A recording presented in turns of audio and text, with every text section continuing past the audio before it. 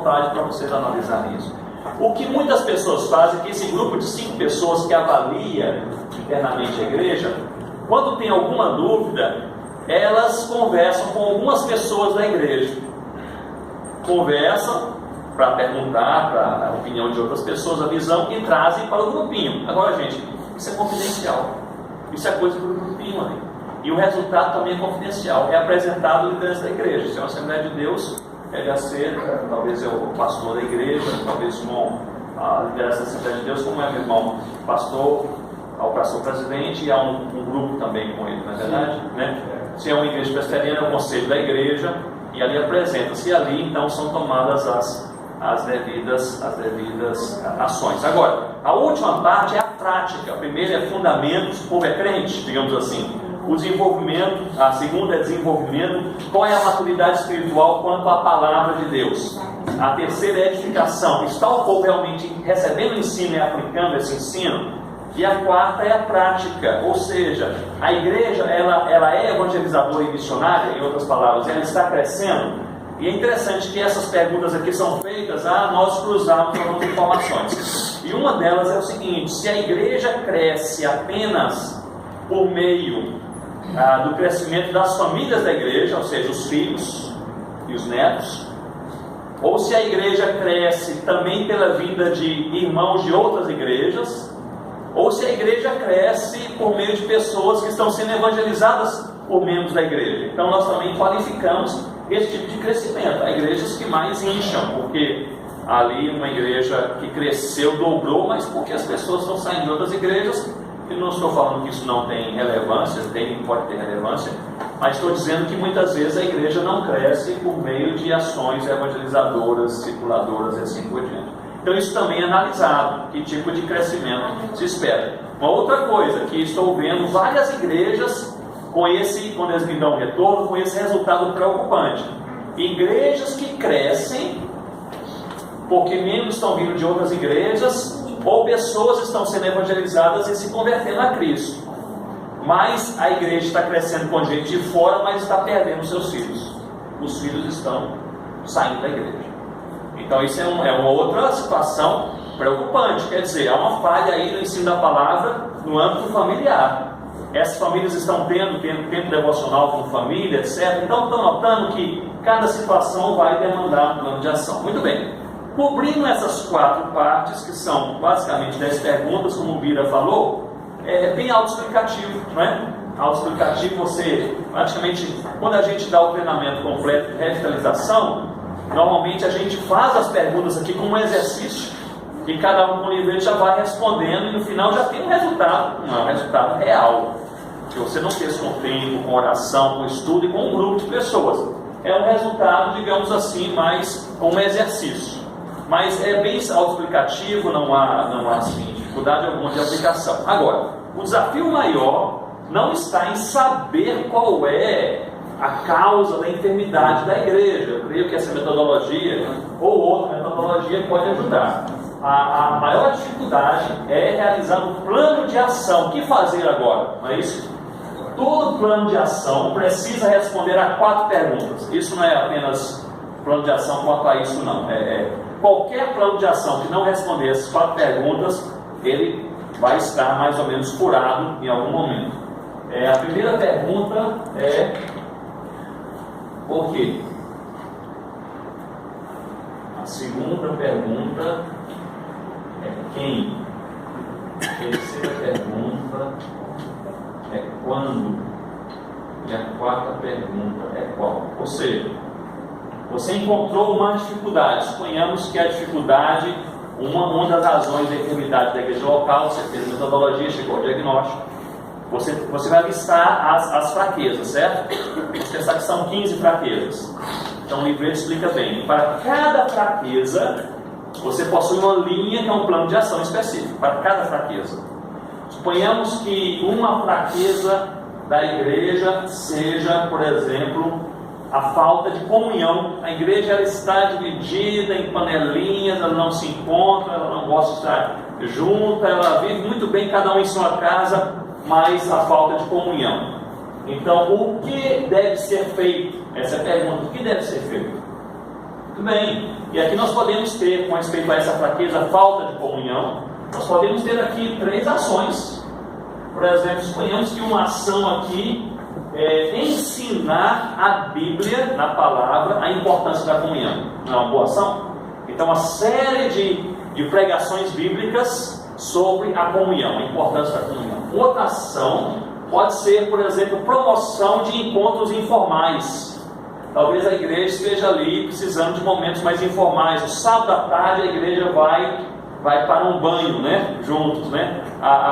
No sábado à tarde os jovens vão ali ter um momento também de esportes e depois um momento de oração entre eles.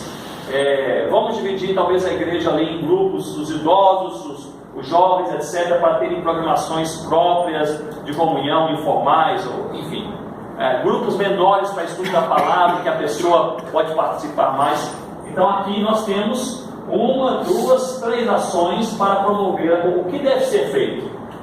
Esse é o primeiro pensamento, em oração, estudo da palavra. E outra coisa, o grupo que fez a análise deve ser o grupo que faz o planejamento. Então esse é um outro problema que eu vejo. Às vezes o grupo faz a análise e entrega para o conselho da igreja. O conselho que não participou de nada da análise faz o planejamento, aí realmente é furado, porque eles não passaram pelas impressões mais profundas que chegaram àquele ponto. Então, pelo menos uma parte do grupo deve fazer parte do comitê, digamos, de planejamento, não é? O que deve ser feito?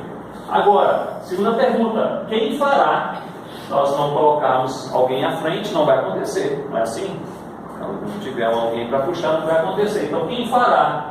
Então, por exemplo, nessa primeira ação, quem é o responsável para ensinar a palavra biblicamente sobre comunhão durante 3 meses na igreja? Quem é o responsável? É o pastor da igreja. E vamos convidar o pastor fulano e ciclano, que também tem uma boa palavra nesse assunto. Tem quem fará.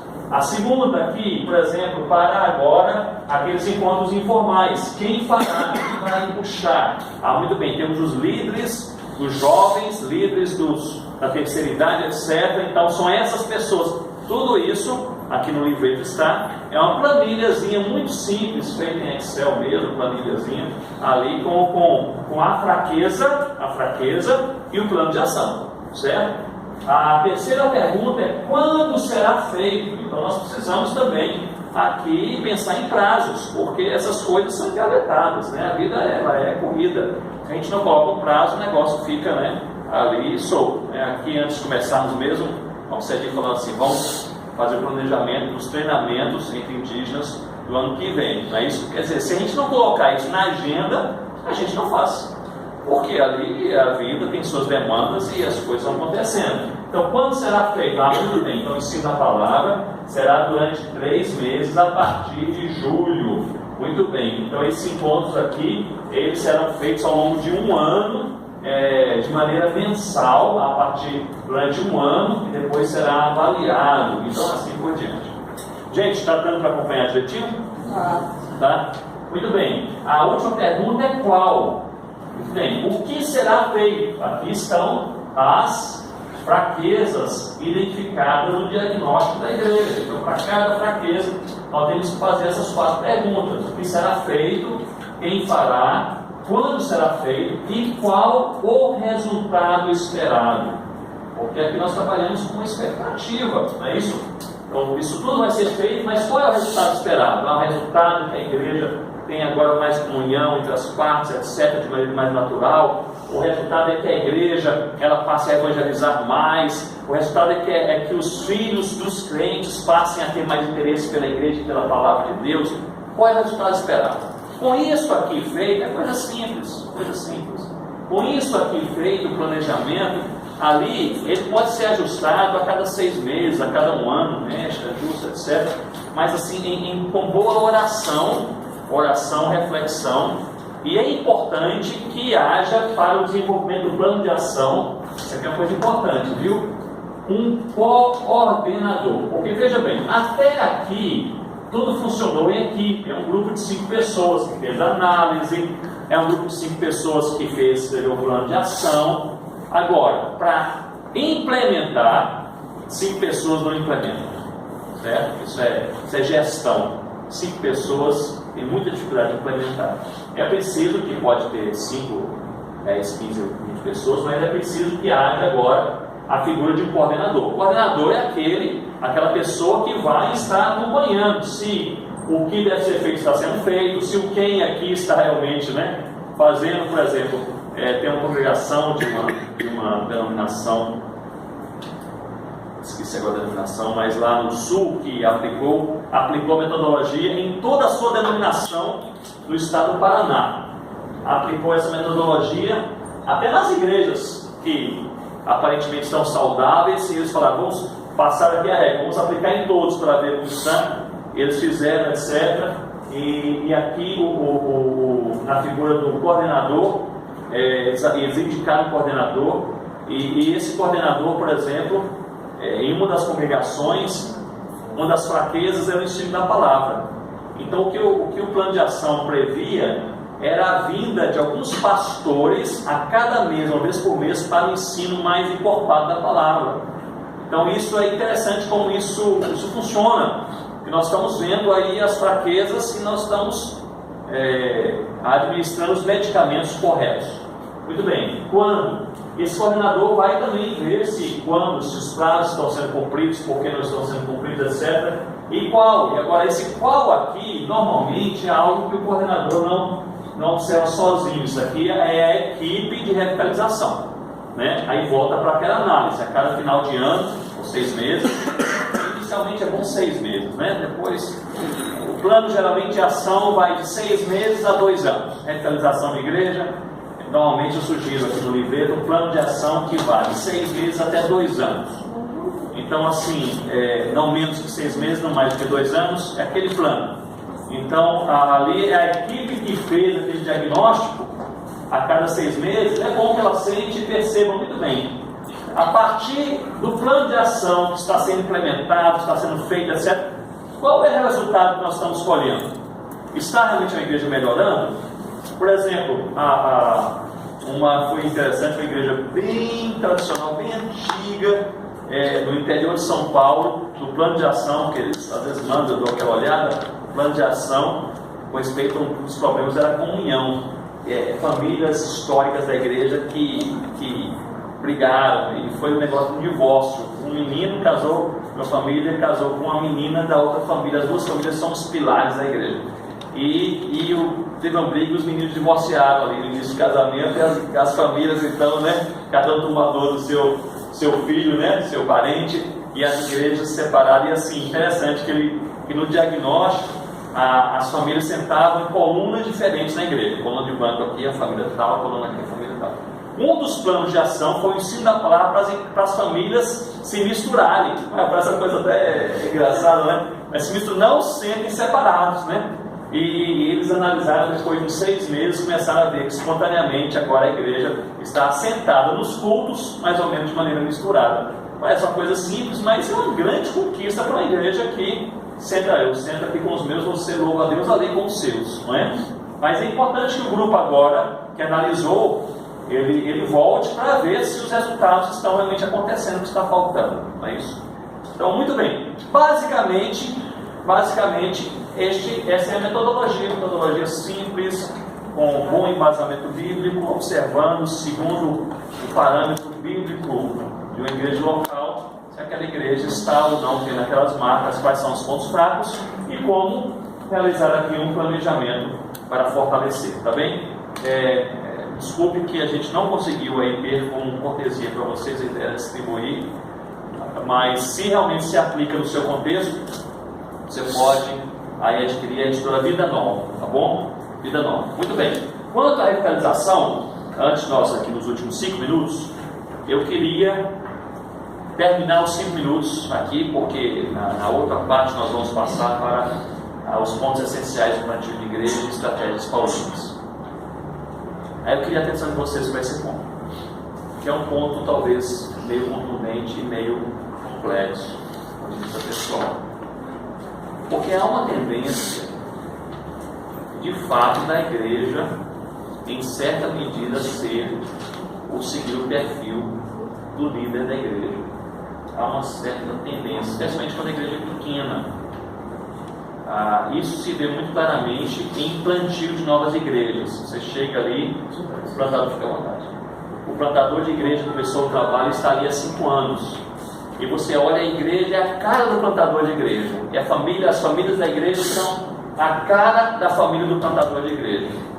Então eu queria chamar a sua atenção o seguinte, que o testemunho da liderança, em certa medida, modela a comunidade local em uma primeira fase. Depois que cresce, multiplica, é maior, etc., a influência é menor.